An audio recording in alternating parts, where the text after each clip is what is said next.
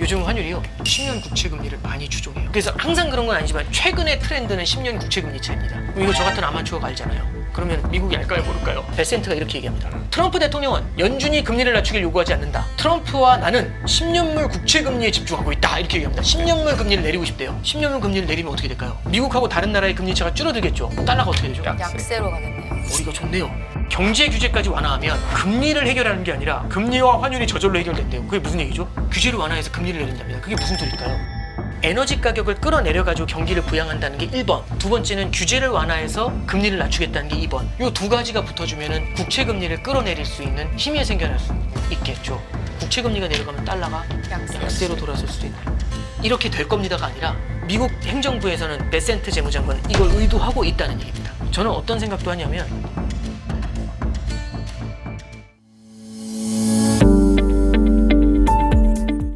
미국 경제가 워낙에 강하기 때문에 달러를 약세로 만드는 게 쉽지는 않을 것 같은데 네네 그렇죠.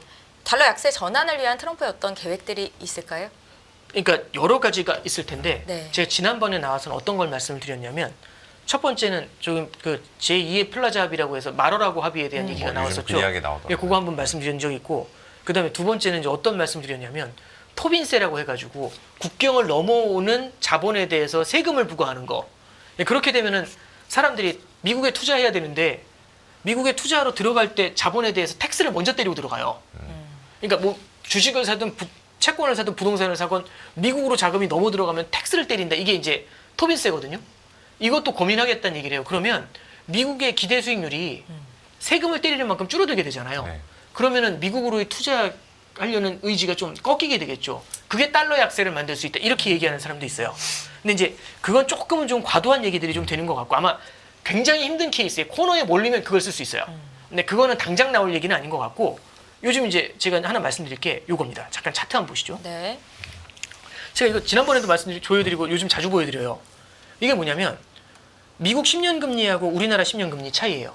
미국 10년 금리 이렇게 올라가는데 우리나라 10년 금리 내려오죠. 네. 비슷하게 가다가 그래서 요게 둘의 차이를 갖다가 앞에 그 두 개의 그래프를 뺀 거예요. 마지막에 엄청나게 벌어지죠. 네. 네. 왜냐하면 미국은 올라가는데 우린 내려가니까. 그래서 거의 사상 최대치로 벌어졌다가 이게 좀 많이 내려왔어요 최근에. 이 두 개 10년 금리의 차이 있잖아요. 이걸로 환율을 설명해 볼게요. 요것만 보세요. 그 최근에 달러 원 환율이 빠진 게 그만한 이유가 있었던 거네요. 그렇죠. 미국 국채 금리가 4.8에서 4.3으로 내려왔잖아요. 네. 우리나라 국채 금리 2.8에서 2.75인데. 그래서 여기 뒤에 V자로 꺾이는 거 보면 이게 역 V자로 꺾이는 거 보면 요거 따라오죠. 그래서 지금 항상 그런 건 아닌데요. 시기마다 환율에 영향을 많이 주는 것들이 있어요. 지금은 10년 금리 차가 영향을 많이 주는 것 같아요. 또 다른 거 하나 보여드리면 요겁니다. 이거 미국하고 일본 금리 차입니다. 미국 금리는 내려왔는데 일본 금리가 많이 올라왔거든요. 그 보시면 빨간색이 미국 일본 금리 차예요. 여기 보시면은 미국 일본 금리 차하고 달러엔 환율이 좀 같이 가네요. 요즘 환율이요 10년 국채 금리를 많이 추종해요. 그래서 항상 그런 건 아니지만 최근의 트렌드는 10년 국채 금리 차입니다. 이거 저 같은 아마추어가 알잖아요. 그러면 미국이 알까요 모를까요? 전문가들이 당연히 알겠죠. 야 지금은 10년 국채 금리가 중요해라고 해서 잠깐 읽어보시죠. 네. 베센트가 이렇게 얘기합니다. 자 들어보시죠. 베센트는요 트럼프 대통령은 연준의 금리 결정에 개입하려 하지 않는다. 아 이거 필요 없다 이 얘기입니다. 트럼프는 연준이 금리를 낮추길 요구하지 않는다. 며 트럼프와 나는 10년물 국채 금리에 집중하고 있다. 이렇게 얘기합니다. 10년물 금리를 내리고 싶대요. 10년물 금리를 내리면 어떻게 될까요? 미국하고 다른 나라의 금리 차가 줄어들겠죠. 네. 그럼 달러가 어떻게 되죠? 약세로 가겠네요. 머리가 좋네요. 자 봅시다. 그러면 갑자기 그 생각이 들죠. 10년 국채 금리를 어떻게 내리는데 에너지 공급을 확대하면 유가가 빠지면서 인플레이션 우려가 사라지겠죠. 그럼 10년 국채 금리가 낮아질 것 이렇게 얘기합니다. 그래서 러시아 우크라이나 빨리 종전하라고 하죠. 네. 그렇죠? 그리고 기업들한테 에너지 빨리 생산하라고 하죠. 원유 생산 늘리라고. 네. 그렇죠? 자 밑에 볼게요. 또 하나는 베센트 장관은 트럼프 대통령이 에너지 가격이 인하되고 경제 규제를 완화하면 금리와 환율이 저절로 해결될 것으로 믿는다고 밝혔다. 네. 자 여기 중요한 포인트 나옵니다. 경제 규제까지 완화하면 금리를 해결하는 게 아니라 금리와 환율이 저절로 해결된대요. 그게 무슨 얘기죠? 금리에 집중하잖아요. 얘가 내려오면 환율도 해결된다는 얘기죠. 아까 그 차트랑 그렇죠. 엮여서 보면 네, 그래서 제가 차트 한번 더 보여드린 거예요. 잠깐 보세요. 그러면 와 그럼 베센트가 이렇게 얘기했어? 트럼프가 얘기하는 거 들어볼게요. 트럼프는 뭐라고 하냐면 연준이 기준금리를 동결한 다음 날 나와가지고 연준은 정말 형편없다고 막 욕해요. 네. 그러면서 뭐라고 하냐면 연준의 은행 규제에 대해 한 일은 형편없었다. 재무부가 불필요한 이런 규제 감축을 위한 노력을 주도할 것. 자, 규제 감축이라고 나오죠. 네. 그 규제 감축이 여기 경제 규제 완화하고 나오죠. 둘이 일맥상통하는 것 같지 않으세요? 네. 그럼 규제를 완화하겠다는 얘기예요. 규제를 완화해서 금리를 내린답니다. 그게 무슨 소리일까요? 이게 얼핏 이해가 잘 안 돼요. 네. 뭘 할 수 있냐면 은행들이 SVB라고 은행 죽었잖아요. 네. 그 은행이 죽었는데 왜 죽었어 해서 물어보니까 예금 받은 걸로 장기국채 샀다가 금리가 뛰니까 장기국채 가격이 큰 폭으로 무너지면서 죽었대요. 그랬더니 은행들이 깜짝 놀란 거죠. 멀쩡한 친구가 죽었는데 장기국채 먹고 죽었대요. 그럼 우리도 이거는 못 먹을 것 같아. 무섭지 않으세요? 그러니까 멀쩡한 친구 훅 죽었어요. 이건 아닌데? 그랬더니 갑자기 연준이 은행 감독을 해요. 연준이 딱 등장한 다음에 장기국채 많이 먹지 말라고. 큰일 난다. 그러면서 너희들의 그 잠재 성장만큼, 너희들이 갖고 있는 자본만큼만 장기국채 먹으라고. 그럼 이제 장기국채를 갖다가 담으려고 하잖아요. 그럼 자본을 늘려야 돼요. 이 규제를 더욱더 강화하겠다는 겁니다. 그럼 사실상 장기국채를 담으면 자본을 엄청 유상증자를 엄청 해야 돼요. 네. 그럼 기존 주주들이 좋아할까요? 싫어할까요? 싫어하죠. 되게 싫어하겠죠. 그럼 장기국채 담아야 되겠습니까? 장기국채 담는 순간 기존 주주들이 이럴 텐데요. 그럼 못 담아요. 그럼 장기국채의 수요처가 사라져버리죠. 그렇죠? 자, 그 규제를 주도하는 사람이 누구냐면 마이클 바라는 사람입니다. 기사 한번 볼게요. 마이클 바 연방준비제도 부의장이 이 사람 그래서 트럼프가 규제 완화 그 장기국채 사는 것에 대한 규제를 완화하는 걸 SLR 규제를 완화한다고 해요. 그 규제를 완화하려면 이제 연준을 흔들어줘야 되잖아요. 근데 마이클 바가 SLR 규제를 강화하자고 얘기하는 사람이에요. 그래서 이 사람이 트럼프가 당선되자마자 이 사람 해고할 거라고 그랬어요. 트럼프가. 네. 그래서 11월 21일 날 신문이 뭐라고 나오냐면 마이클 바는 도널드 트럼프 대통령 당선인의 해고 위협에 흔들리지 않을 것 이렇게 나옵니다. 그만두지 않겠습니다. 저는 임기를 지키겠습니다. 이랬거든요. 그런데 1월 7일 날 기사입니다. 마이클 바 금융감독 담당 부의장이 부의장직에서 물러난다고 보도했다. 이렇게 얘기 나옵니다. 바뀌면은 이제 좀 규제 완화에 좀 우호적인 인물로 바뀌겠네요. 그럴 것 같지 않으세요? 네. 지금 하마평에 오르는 사람이 있습니다. 근데 잠깐 넘어가죠. 이게 뭐라고 나오냐면 지금 하마평에 오르는 사람이 미셸 보우만이라는 분이에요. 연준 의사. 예, 연준 이사인데 이분이 금리에 있어서는 매파인데 금융 규제는 비둘기예요. SLR 규제 완화해야 된다고 하고 있어요. 그래야 장기 국채를 사면서 채권 시장이 안정된다고. 잠깐 보세요. 타이틀이 뭐냐면 트럼프가 포커스를 하고 있대요. 어디에? 미국 장기 국채 금리에. 장기 국채 금리에 트럼프의 관심이 높다는 거는 퓨얼즈, 불태워 일으킨대요. 계속 자극한대요. 뭐를? 베팅하는 걸. 무슨 베팅? 뱅크 레버리지 룰을 갖다가 다시 한번 돌아보는 거. 그러니까 지금 뱅크 레버리지 룰이 아까 말씀드렸던 SLR이에요. 규제. 이거를 갖다가 다시 한번 검토하는 걸 지금 부추기고 있대요. 자, 그럼 볼게요. 뭐라고 나오냐면 제가 영어 발음도 안 좋고 영어 잘 못해서 그냥 이렇게 설명만 해드리면 뭐라고 하냐면 오랫동안 투자자들이 롱 디자이어드라고 나오죠. 바래요. 이 규제를 갖다가 쉬프트한대요. 은행에 대한 레버리지 규제를. 그게 결국에는 조금씩 희미하게 보이기 시작하고 있대요. 루밍이라는 표현이 나와요. 그 얘기는 뭐냐면 드디어 고지가 보인다. 규제 풀리나? 이런 얘기죠. 그래서 여기 바로 나오죠. 이 규제하는 사람들은 곧 집중할 거래요. 뭐 뒤에? 리뷰하는데 다시 재검토하는 걸. 무슨 재검토? SLR 규제를 재검토하는데. 자, 이 기사 그대로 이어갈게요. 로이터 거 2월 15일 기사인데 조금만 이어갈게요. 뭐라고 나오냐면 빨간색 보세요. 얼마 전에 의회에서 증언해요. 파월이 뭐라고 얘기하죠? 의회에서 이번 주에 얘기했대요. He was supportive래요. 지지를 하고 있대요. 뭐를? 그렇죠. SLR 규제를 갖다가 낮춰주는데. 그러면 SLR 규제를 갖다 완화하잖아요.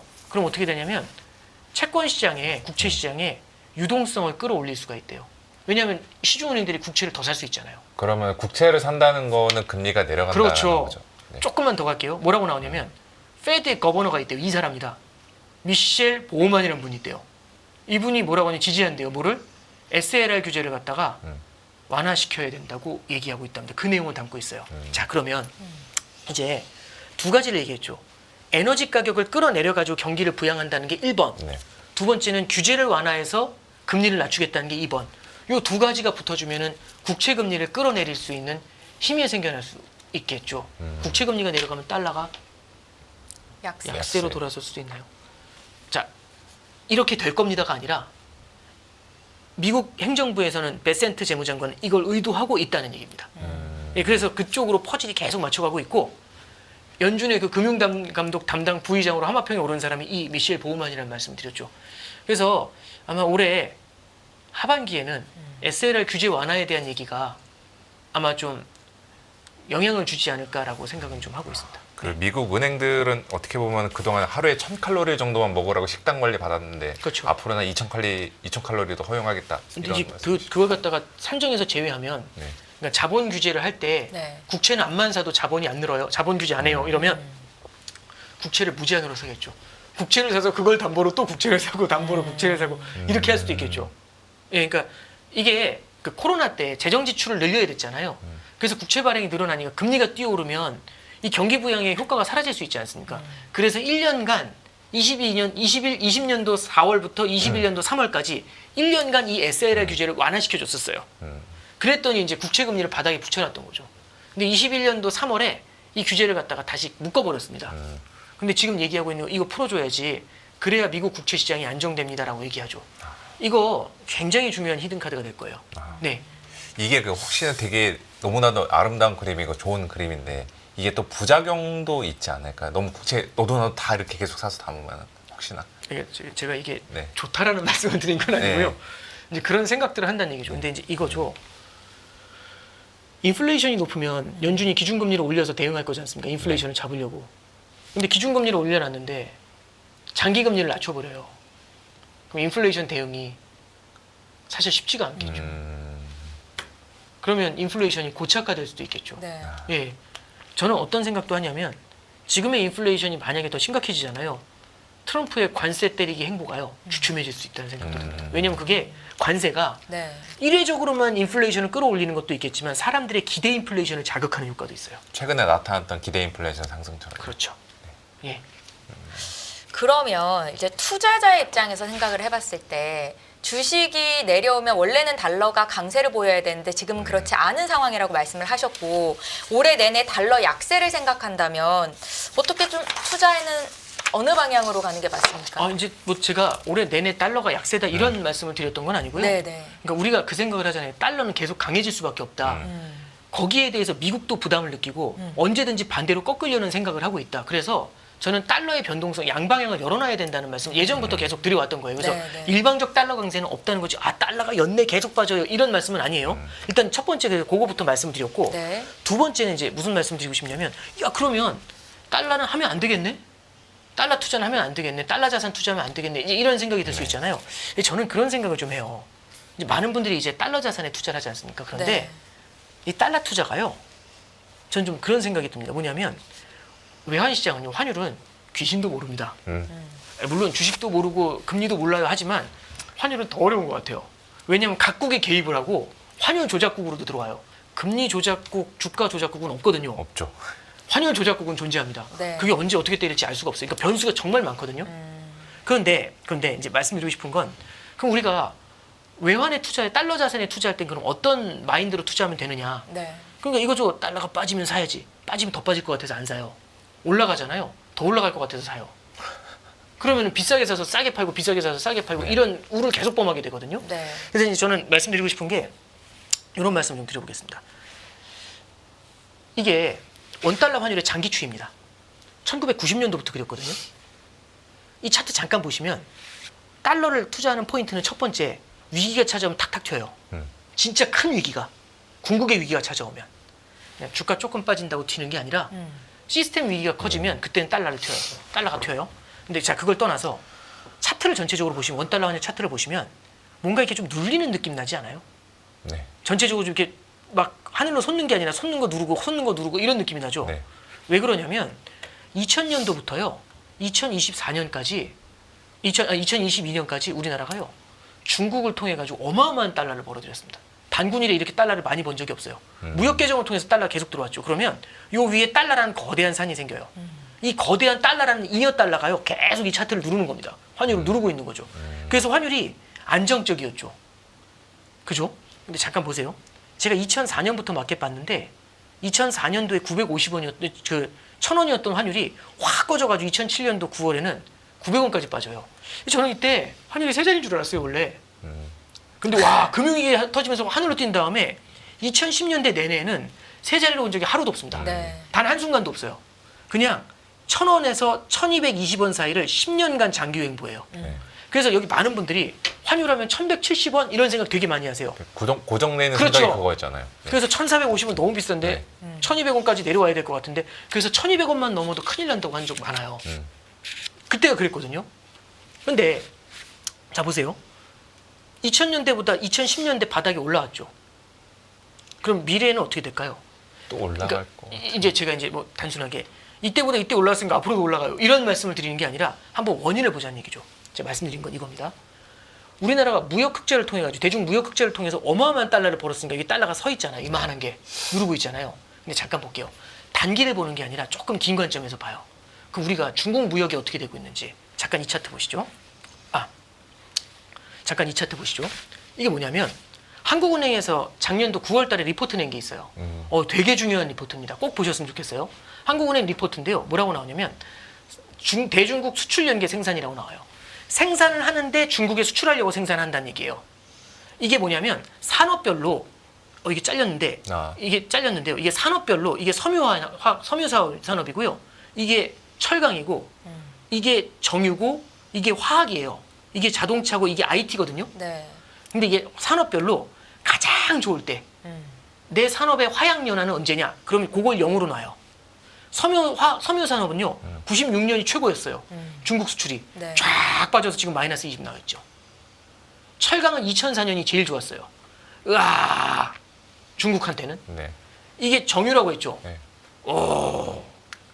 2004년에 화학이었어요.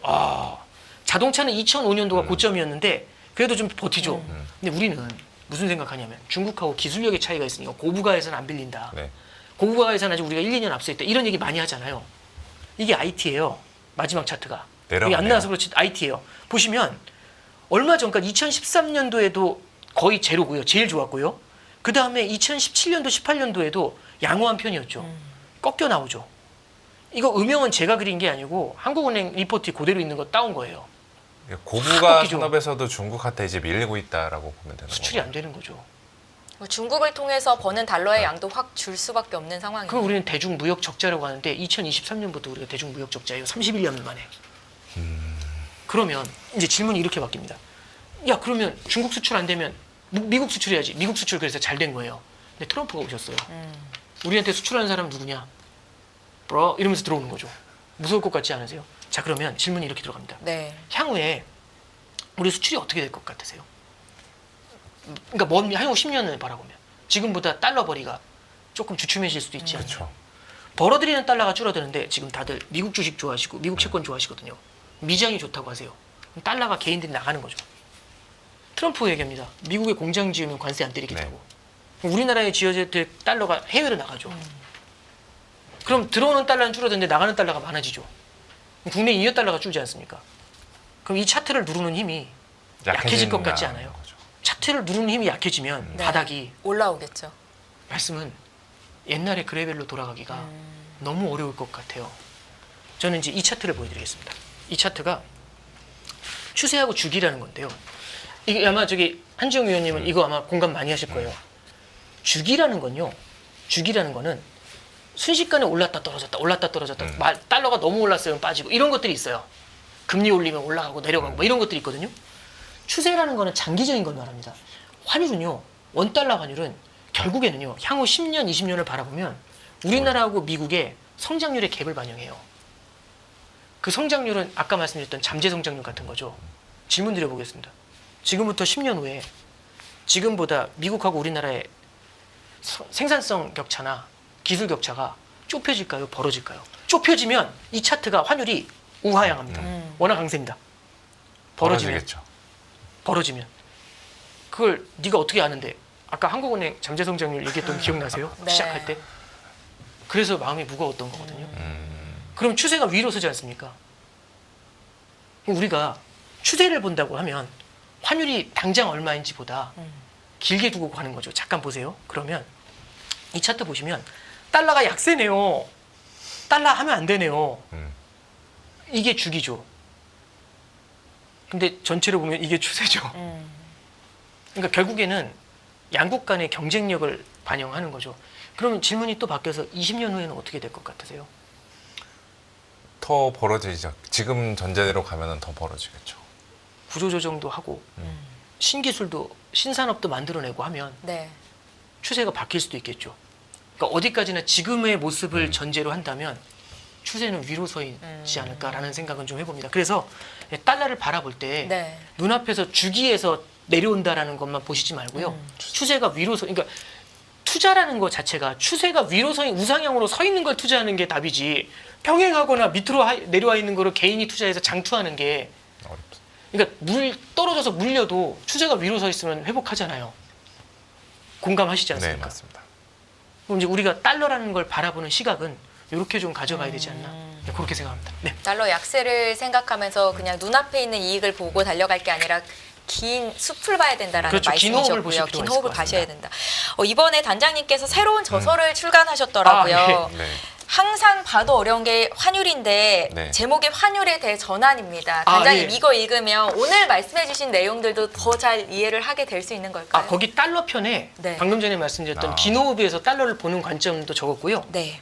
책에서 요즘 이제 질문을 되게 많이 받은 게 달러하고 엔하고 금 질문 되게 많이 네. 받았어요. 엔화도 긴 관점에서 긴 호흡에서 어떻게 바라봐야 되는지 그 얘기를 좀 담고 있고 금 역시 어떤 관점에서 금에 접근해야 되는지 요 세 가지 테마를 좀 한번 뭐 이렇게 부족하나마 한번 다뤄보려고 노력은 했습니다. 그 이 책 나오는 타이밍도 참 주기를 잘 맞췄네요. 그러니까요. 환율에 대해서 엄청난 관심이 많은 이 시기에 대해서 네네. 예, 흥미롭게 좀 볼만할 것 같습니다. 페이지 수가 400페이지는 네. 넘지만 시간을 내서 꼭 읽어볼 만한 가치가 있는 네. 책이 아닌가라는 생각이 들어서 저는 꼭 읽어보도록 하겠습니다, 많은 관심 단장님. 부탁드립니다. 네, 오늘 여기까지 진행할 텐데요. 귀한 시간 내주셔서 감사하고요. 다음 기회에 또 모시도록 하겠습니다. 오건영 신한은행 프리미어 패스파인더 단장님과 함께했습니다. 고맙습니다. 네, 감사합니다. 감사합니다. 안녕하세요. 유승입니다. 더 많은 영상을 보고 싶으신 분들은 화면 오른쪽에 있는 구독 버튼을 눌러주시기 바랍니다.